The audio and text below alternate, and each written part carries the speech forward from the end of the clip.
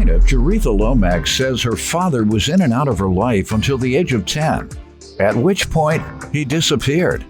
Jaretha found him 26 years later, and that's when he told her that the defendant was her sister. But Jaretha wants to know for sure, so she petitioned the court for a DNA test. Defendant Latrice Jones says she was raised by her stepdad and rarely saw her biological father.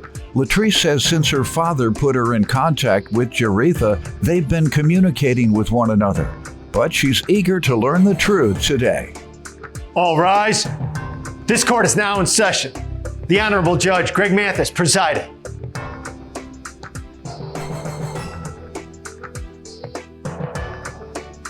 You may now be seated. And you all have petitioned the court for a sibling DNA test. Is that correct? Yes. Yes, sir. All right. Well, tell me some about it. I'm from a single parent home. My father would come visit periodically, occasionally. And every time he'd come over, he would lift me up over his head, look at me. As young as I can remember, that's all he did, come over and pick me up, lift me over his head. So the last time I saw him, he came over, I was like 10 years old, and I was a big 10. And he lifts me up and looked, I said, put me down. And he wouldn't. I scratched him in his face. So he never came back. And my mom would be like, he must think you're crazy, scratching in his face like that. So I just forgot about it, I just went on through life, and my mother would give me his address, and I never looked him up. But, Did your mother speak with him afterwards, and he give her a reason? Well, she hadn't seen him That either. wasn't the reason. I hope he wasn't that. She hadn't seen him. I don't mean to talk about that, but that's pretty petty. Yeah. My daughter scratched me in the face because I won't put it out, so I'm not going to ever see her again. I don't believe that was it. Maybe so what was it? Maybe it was because she got married the next year. That's exactly what it was. See that? But she blamed me. She still had me carry that. You scratched him in his face. Oh, no. Yes. Yeah, no. Yes. God bless her. Is she still with us? Oh, no. She's transitioned as well. Yeah. But when she saw Treese, she said, she's your sister. She saw Treese and she said, she's your sister. But, okay, back to my dad. My father, he wasn't really a dad, he was a father. Or a sperm donor. There you go. That's what I say. Like my daddy. Exactly. I heard you speak about it. So he speak bad about it. Yeah, no. Go ahead. So I can speak bad about the dead if you're your father, right. If you're your relative. Mm-hmm. Can't speak that bad about the dead if you're not your immediate family. Yeah. What they say in the law, you have cause. That's right. You've been around here long enough. That's right. Go ahead. I hadn't seen him since I was 10 years old. Okay, so I never thought about him anymore. Then when I got in my early 20s, I started thinking about him. I knew his occupation, and I knew where he was from, Bristol, Tennessee, and I knew that he was a cement finisher. Y'all were living in Tennessee? Is that where you grew up? I'm from Detroit. Oh, Lord. Yeah. Okay. East Side. And so I... East Side? East Side. What's your daddy's name? His name, but he lived on the East Side too. Yeah, Harold Lamar. That's where my daddy was. Harold what? You didn't say Lamont, did you? Lamar. Harold Lamar. You just do. That's bad. I don't know when to joke and when not to do. You say you don't know, huh? So me either. He didn't know anybody in his family on his mother's side. His mother gave him away when he was a little boy, and he was just, he hated that, and he never knew his father. He never knew. My mother told me the story, and then when I met him, he told me the story as well, and it was the same. So you never learned different. Just making an observation there. People do one or two things when trauma has occurred to them early in life. They repeat the same trauma or they project that activity, learned activity, processed or absorbed activity, embrace it mentally, and do the same thing, or they do the direct opposite. Yeah. A lot of children of drug dealers or drug addicts, they either become drug addicts or they never touch a drug in their life. Right. A lot of who sold drugs, they see their parent go to prison and they see the drug game going down. They grew up, they never try and sell drugs. Other go right into the family business. So it's usually one extreme or the other. When you say that's what happened to your dad, and it sounds like he chose the latter, and that is to do what his dad did. Yeah, yeah, he did. He carried a pistol, and he said if he ever saw anybody that looked like his dad, he was going to shoot. Wow. Like my daddy. Exactly. I heard you speak about it. Speak bad about it. So I can but speak I bad was, about the daddy for your father, for your relative. What they say in the law, you have cause. That's right. You've been around here long enough. That's right. Plaintiff Jaretha Lomax says when she was 36 years old, her father told her the defendant was her sister, but she petitioned the court for a DNA test because she wants to know for sure. And so he told you that this was your sister, or you said your mom? He told me. He told me first. Mm-hmm. So when I found him 26 years later, I found him through the Burton Historical Files, and I went to they gave me his address, and I went over, and because he had moved from the address my mother had given me. So I went over, and I met him. I asked, do you know who I am? And he looked at me, and I said, I'm Tommy's daughter. And then he smiled, and we hugged, and he said, wanted, dead or alive. That's what he said. You know, he's wanted, dead or alive. So let you know he was making up an excuse. You know, I said, are you my father? And he said, you know I'm your father. So he said that, you know. And then we hugged and stuff. And when we went in the house, and I called my mom, I said I found him, and she didn't know who I was talking about because we hadn't talked about this in a long time. I just popped up and did it, and she said who? And I said, Mathis, because that was his nickname. That's what everybody called him. And she started crying. She was, I guess, tears of joy. And I had a fantasy of meeting him, finding him, and he was going to be this great father, and I was going to have sisters and brothers, and because I was the only child. Were you ever in touch again after that? Yeah, if so, how often? We stayed in touch. What would you talk about took or care do? of his funeral. What would you talk about or do? Didn't you have a lot of resentment in you? No, I didn't. Good. I guess that's different for ladies. All the ladies I meet, when their parents have abandoned them, they don't have the resentment. All the boys and men I meet, if their father abandoned them, they have resentment. That's interesting. Yeah, I don't know if it has something to do with the manhood, macho thing. I don't know. But that's what I find, and that's why I've asked you. So that's good. Oh, I was happy that I found him. I didn't care. When We did didn't he even pass? talk about where had you been. I didn't even ask him that. Wow. How long did he pass thereafter? 10 years. 10 years? So for you the had a next 10 10-year years, relationship? Yes. So did he bring you all together? Yes. That's what we get Let to. me hear from you. Go ahead. Yeah, I was a baby. My stepdad raised me, and he came to the house and told my dad he want me have me. Can you have me? My dad said no. Whatever lay in the bird nest, stay in the bird nest. And because his wife couldn't have no kids, he wanted me to go with him. My dad said no. He raised me, and I got older. I was go to the barber shop and get my hair lined up. I used to see him in the barber shop all the time. And I got Your father, your blood father. Yes. Uh-huh. Then went to my mom. I think I was 20-something years old. Mama said, go to the store, go get me a beer. I said, I'll go to the store. She said, no, go to the after-hour joint around the corner. Well, you from Detroit too? Yes, sir. Well, which one? 19th Hole, Democratic Club, couple other. Mr. Kelly had a joint down. Greens barbecue. Greens barbecue. Yeah, Greens barbecue. Go ahead. All right. I went to the after-hours joint. He was there. He said, hello, young lady. I said, hello, how are you, sir? He said, you know who I am? I said, no, I'm your father. I dropped the beer and ran back home to my mom. I said, Mom, this man said he's my daddy. She started smiling. And then about an hour or two later, he came around there. We started talking. Then he came to the house. My dad raised me, came from work. He sit down. He said, Pete, you did a good job raising my daughter. I said, you know what? Don't do that. this man's my daddy. He raised me. Don't disrespect him like that no more. He said, Cupcake, I'm sorry. He left. Then like a couple of years later, I went to this house. I met him. Then I met Jerry. We started talking then. And you've been talking ever since? Yes, sir. Off and on.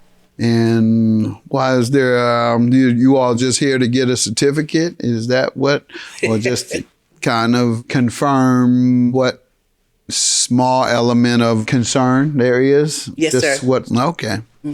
Well, Judge Yes. Mathis, I question it because see, here's a picture of us on our first birthday after we met. We've always been, we've always communicated. Latrice calls me every holiday, and I call her. We say we love you, blah blah blah. But I question it because how can a man know you're in the same city and not visit you for 26 years or anything? So I question that, and I question him. Did he tell me the truth? Was he a liar? Did he just make that up and tell me that? Because when I first met him, I said, do I have any sisters and brothers? He said, no. And then I got home, when I went home, and he called me on the phone. He said, I got somebody here I want you to meet. And then when I get over there, here's Latrice, it's my sister. But when I asked you that, when I was there, you said no. So that's, and then you think about how could he do you like this over all those years? And so I'm saying maybe he was just a liar. I don't know. But he lived on the east side too. Yeah. Harold Lamar. That's where my daddy was. Harold what? You didn't say Lamont, did you? Lamar. You just do. That's bad. With two I'm R's. joking. We're not to do.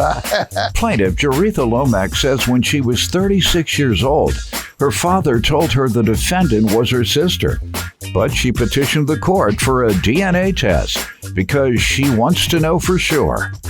Like I said earlier, you're entitled to talk about the dead if it's your family member. I want to know we have the same genetics. I'm just saying, if he was a liar, then you may have concern and you may have a reason. And I don't want to offer my opinion on what you should do with people in your life, whether you should talk about them or not when they're not telling the truth.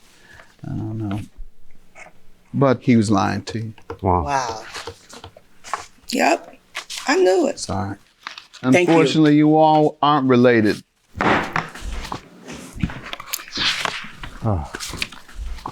Thank you, Judge Mathis. Yep. I still love you. You too. I can't even, we have a lot of characteristics alike. Yes. I thought we were, and then but deep down inside I didn't know because he was, I couldn't believe him. Yeah. Didn't trust him. But I still love you. I love you too, sister. Still my sister. Plaintiff Jermaine Glenn lost his brother to gun violence and a close friend to the streets. So friendships are important to him, and he considers the defendant a close friend. However, he's suing because the defendant totaled Jermaine's car and left the vehicle at the scene of the accident. Defendant Raymond Henderson says Jermaine is like a brother to him, and last year when he fell ill, Jermaine was there for him. Raymond feels Jermaine is suing him prematurely for the damaged vehicle. Start with you. How you doing, sir? I've known Mr. Henderson for 25 years. We had our first child together. I mean, not together, but we had children around the same time. And so he's been my friend, more like my brother. I lost my brother in 2013, and I lost my grandma from gun violence. He was shot and killed. Where? In Columbus, Ohio. And I had also lost a friend who's in jail from the streets, So, when I call people my friend, I mean, Raymond's more like a brother to me, Your Honor. So, you know what I mean? Yeah. So, we've been through a lot together, so that's my friend. Also, I went to school to get my CDL, so, if I can better myself and also help my friends whenever I can, you know what I mean? I ain't making a lot of money, but, I'm just trying to be there for my family. Certified, which one is that? CDL? A class A. Trucker. Oh, you making money? You trying to play poor. All right. You give me some background. As Jermaine said, we've been knowing each other for about 20, 25 years. He has been an amazing friend. You know, he is like my big brother. He's been there for Now, me. let me stop. I know y'all tough guys. I might get in trouble, but I'm playing with y'all, so don't start no stuff. First thing out his mouth, we had a baby together. First thing out your mouth, we've been on each other for years. Y'all might want to be a little more careful. We've been knowing each other. Oh, I thought you said on. No, You we've said been knowing? Yeah, knowing. All right, I We've thought been you knowing said each other. on. I thought you said on too. No. Go ahead. But like I said, we've been knowing each other 20, 25 years plus, you know. Relationship been tight all the way through? Yeah, for the most part. One thing I can say, he's always there for me when I need him. Last year, around February, I got sick real bad, you know. And Not from COVID, hopefully. no, it wasn't from COVID. It was right before COVID, like a month before. But it just, I found out I had a lot of medical history. Okay. You know, and him and other people, they was actually there for me, but mainly he was there and understanding to the situation. So, you know, he is a fair guy in certain situations. Good friend. Fair, good friend. You don't get a lot of guys that stand with sick people, to be honest, that visit and sit with and support and are concerned. You know, ladies do that. I guess that's part of the female culture. I don't think it has now, you know, I don't mess with whether it's genetic or not. I don't deal with that. I know that culturally, women are more inclined, and from wherever that comes from, and just comes from, I think, the nurturing aspect of Western civilization's culture. The women nurture the children, and so the women also nurture people who are in need otherwise. And so for a man to do that, because most men won't do that, I have no delusion about my boys taking care of me. When I hit in the late years and I need some help, zero. They might surprise me, but I haven't heard of many boys that do that. It's always the daughters. But in this case, hats off to you. You'll get a text. You still alive? Right. Right. That's what I get, a text from my son asking if I'm still alive. I have no delusion about my boys taking care of me. When I hit in the late years and I need some help, zero. They might surprise me, but I haven't heard of many boys that do that. Defendant Raymond Henderson is being sued by his friend, who says he cherishes his friendship with Raymond, especially since losing a friend to the streets and a family member to gun violence. And tell me what happened with the money here.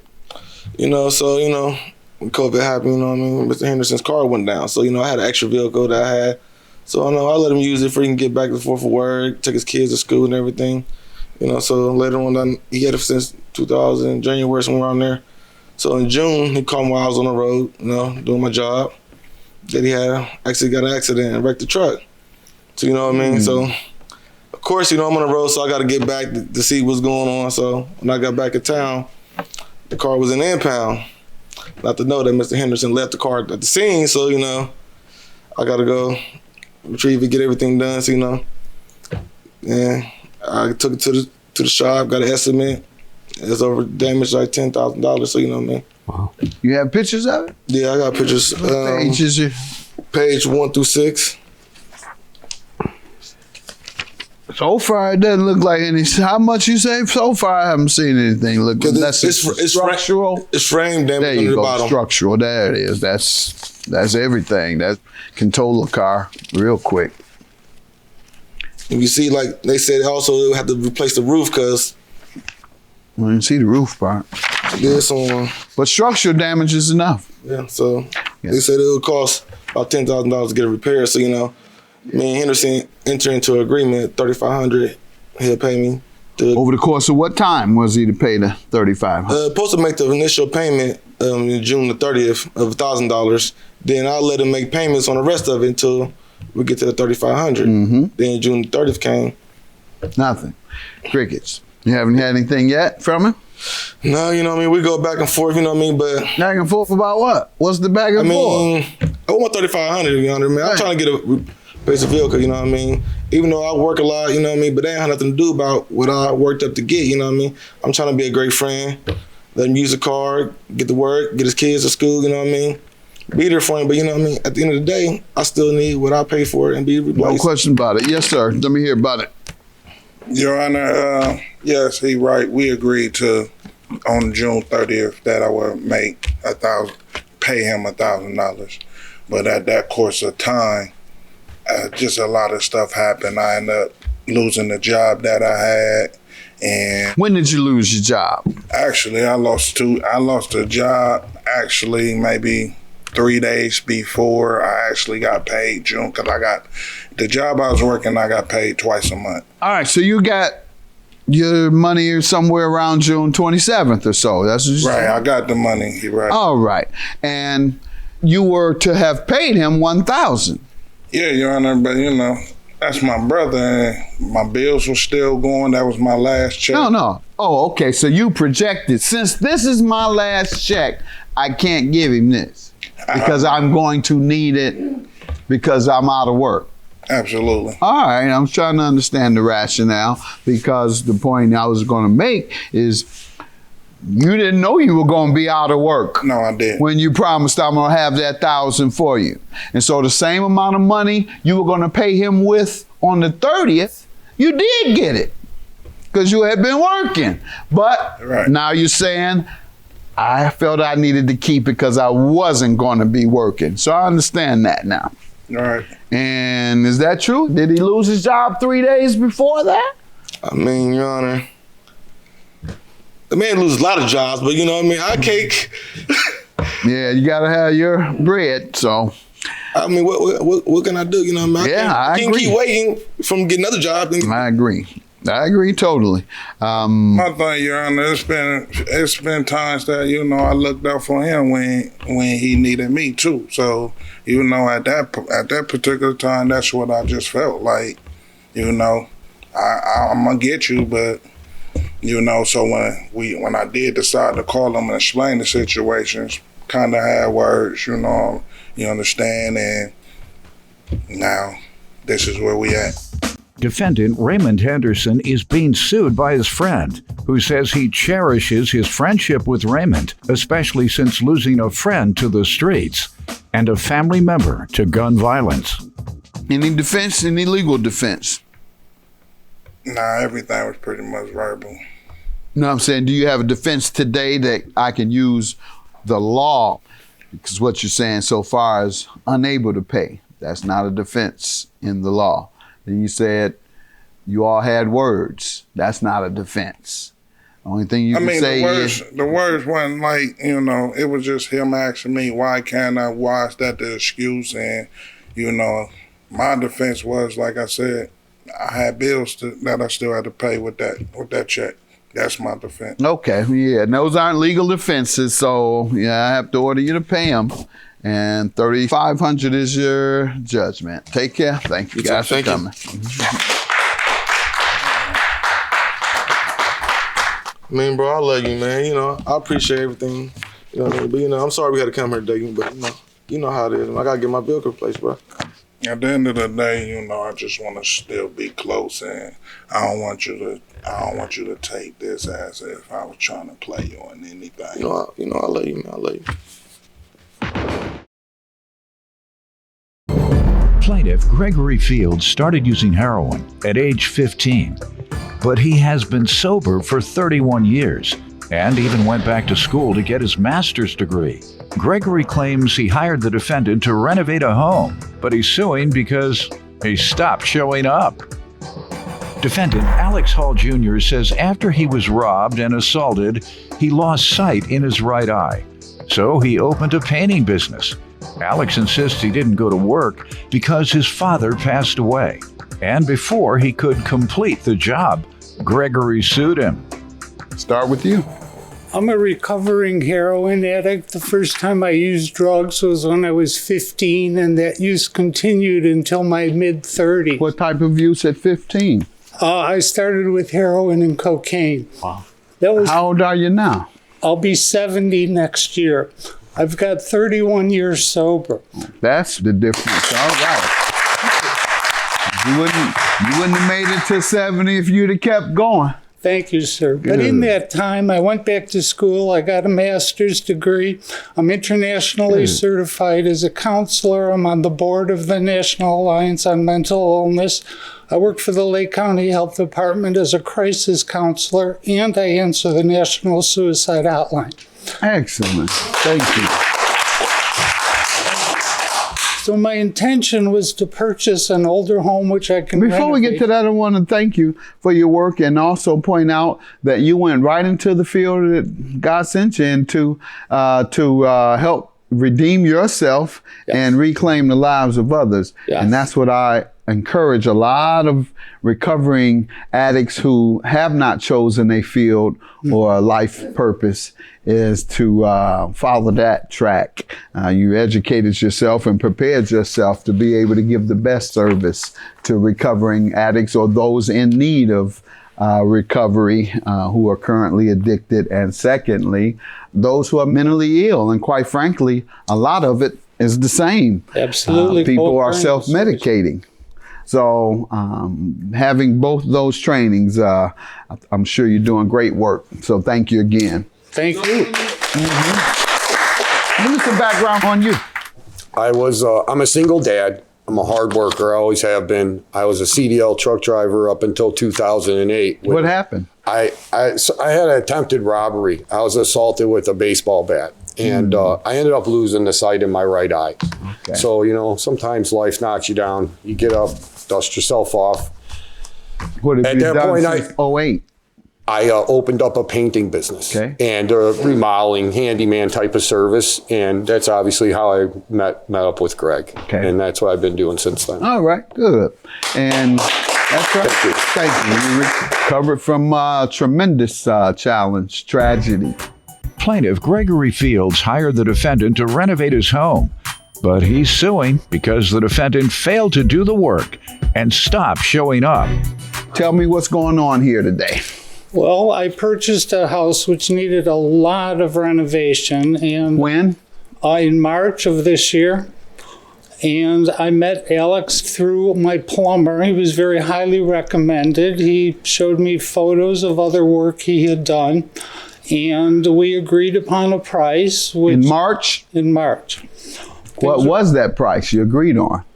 Oh, well, originally it was $12,500. Then it went up to $14,000, and I ended up giving him a total of $16,500. Okay. I never heard of a contractor that didn't end up charging you more than they said, so he's fitting into his industry standards. I'm not disagreeing with custom him. trades and practices. As time went on, things that I didn't realize needed to be done, and it did affect the price. What did you request for the original price of 12, you say? $12,500. What? It was new floors, 3 new... In the entire house? On the first floor. Okay. Yes, in the entire house, first and second floor. Okay. 3 new windows, put in a new bathroom and a kitchen, and paint the entire house. Okay. Bathroom and kitchen? Yes. What do you mean, put it in? Well, I turned the kitchen into a bathroom and put the kitchen into the living room. Okay. Wow. And he did all that for $12,000? Well, that's why he had to go up on you a little bit there. Let me hear from you regarding the agreement. We have to start there truthful. first. The price that he told you was truthful. I made him a contract on a piece of paper that we tore off while I was doing the estimate. Who has that? I believe he has a copy I'll of it. look at it in the evidence when he's finished. Go ahead. All right, and then as he said, the price did go up, but the amount of work, the scope of the work went up also. I redid all the flooring. Main floor upstairs. There's 2 bedrooms upstairs, the whole main floor and the subfloors. Also did the cement board in both bathrooms. Redid all the tile, brand new tile on both of those floors. I painted and repaired and patched almost the whole house. I obviously wasn't able to finish a couple of things. That's why we're here now, which was the bathrooms in question. But I did finish the kitchen, and I did finish all the flooring. I did finish all the The painting. only thing you didn't finish is the bathroom? Yes, that's what I'm saying. Yes, sir. Okay. Sir? Well, I think he has some anger issues. He would scream and yell at his workers, oftentimes putting them in tears. His son was working with him. He would often end up in the car crying, and as a result, everyone would leave early, and later they would send me photos of them fishing. So over the months, he couldn't get anyone to do any work with him because of his behaviors and his screaming and yelling. And he just didn't finish the work and stopped coming. I tried to get him several times. When did he stop coming? The last time I saw him was towards the end of June. It was very intermittent. So he would call me and say he'll be there and then not show up. He had 2 other jobs, so Yeah, he had he to would get to come. those. They juggle. He would come, stay for 45 minutes and leave. And it was so eventually I just said enough is enough, because I would end up waiting at home for him to come and he just wouldn't show. Is this your first house that you had renovated? Yes. Okay, well, yeah. 1 or 2 man renovators, that's kind of how it goes. And everybody gets upset about it. All homeowners get upset, but that's the routine. And what happens is they are kind of juggling jobs, and if the money's there, they got to get it. Lawyers do the same thing. You pay them for something, and then another piece of money jumps up. They get that, and they start a little on that and get back to you a little later. Some more money comes in, then you are put on the back burner because he got to do a little something for this fresh money. And then he leaves the fresh money hanging and gets back to the middle money. So, and contractors do the same thing. You'll be working on your project. Somebody comes and flashes $20,000 in his face. He says, oh, I got to get that 20. He gets the 20. He gets started on theirs. Got to put you on the back burner. Then he gets another 20 comes in the door. He got to put that person. So you're even 3 people down. So they juggle, and it's almost understandable, but you know, for the homeowner, we don't understand. Plaintiff Gregory Fields hired the defendant to renovate his home, but he's suing because the defendant failed to do the work and stopped showing up. You were throwing your hand up. Yeah, well, I didn't want to interrupt, Your Honor. I did want to say this. I diligently did my best to get the work done in a timely fashion. I told him it was going to take at least a couple months. He ended up paying me $16,500, which I did receive. But he kept adding things to the list of stuff. It's not that he was adding them per se, but there kept being more things that need to be done. Let me see the contract. The contract is on page 2 and 3. You know I can't read that. That's some game there. You write some stuff out that you can't read. I bet he couldn't read. I bet he couldn't read it. Would you like me to read it for you? Yes. Hatch ceiling in the upstairs bedroom. Did you do that? Yes, sir, I did. He did, sir? Yes, he did. Next. Paint entire inside of house, 1 coat of primer, 1 coat of paint. Did he do that? No. I did more than that. There were a couple areas I couldn't finish. We're going to get to this. You didn't do it all. Well, I put multiple coats, though. I didn't just put 1 coat of paint and primer. He knows this. We had to put 3 coats of primer and most. There's a part that you didn't put anything. Yeah, I know, but I'm just saying that he knows these things. So you didn't quite finish that. Yeah. Then. No, Go ahead. like What I else? said, I admit to the fact that I didn't finish the bathroom painting. All right. What else, sir? Next one is the 1 glass block. For a specified window, bathroom trim outside, inside, all new tile, new sink, new toilet, shower stall and floor, new subfloor drywall and frame. That was all Completed, done very correct? nicely. Right? It's done very nicely. Yes. Oh, Yes, good. I All did. right. Install 3 replacement windows in the office, which was done very nicely. Okay. Install 2 front bedroom windows, which was also done. Install window in front hall and finish trim on windows. The trim was not finished. I have a But you photo realize, of that, can I page 8. say something? Yeah. Just describe 7 windows, not 3. If I missed a piece of trim, that could be possible, Okay. but I installed a lot more than 3 windows. All right. Replace. Replace the drywall in the bedroom ceiling, which was done very nicely. Insulate bathroom. I don't know if that was done or not. And anything minor necessary to complete project satisfaction guaranteed. Okay. And you were very satisfied, other than you're not sure about him going backwards. You're not sure about insulation. You believe he didn't finish the trim on all windows. Everything else you were very satisfied with. So it seems he did a great job. And then he didn't finish, was that the paint? On page 4. Oh, okay. I have no microwave and no tiling on my wall. What do you mean microwave? If I could, could I speak? The deal was to install my appliances.